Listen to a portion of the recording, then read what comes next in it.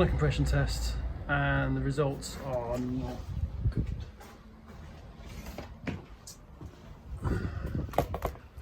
So I think the best I got was 130 on number 2, 100 on number 1, and all the others were practically nothing.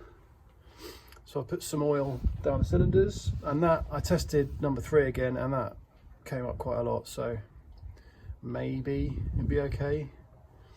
Maybe. The other thing I'm doing is setting the dwell angle.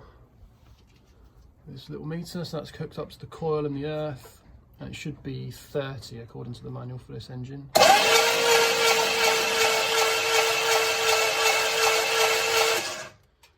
think that's probably close enough. At this point I'm starting to think that the engine is not destined to run, but I'll put the car back on and we'll see. So I've done points, new rotor arm, and the distributor didn't have a condenser in it at all, so the only one on the system was on the old coil, which obviously isn't there anymore. So I've added a condenser as well. Carburetor's been rebuilt, just waiting for the JB weld to dry. You've got to seal up part of it because it has hot start issues apparently. So I've done that, just waiting for that to dry, and then we'll bolt it on and have another go.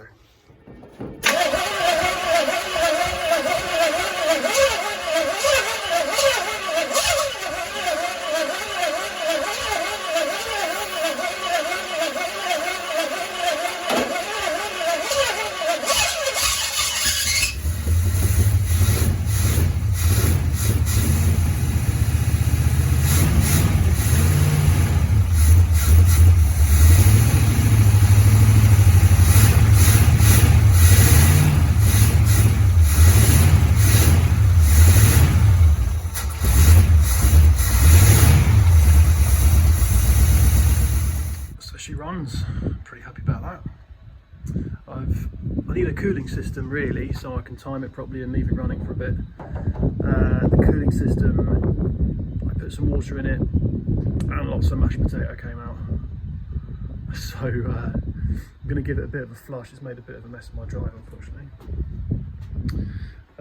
So what I've got here is a couple of dishwasher tablets, some water. That's going to go in the radiator. I think that'll be okay. Can't make it worse, can it? Let's try and flush some of that grease out, some of the oil, whatever it is.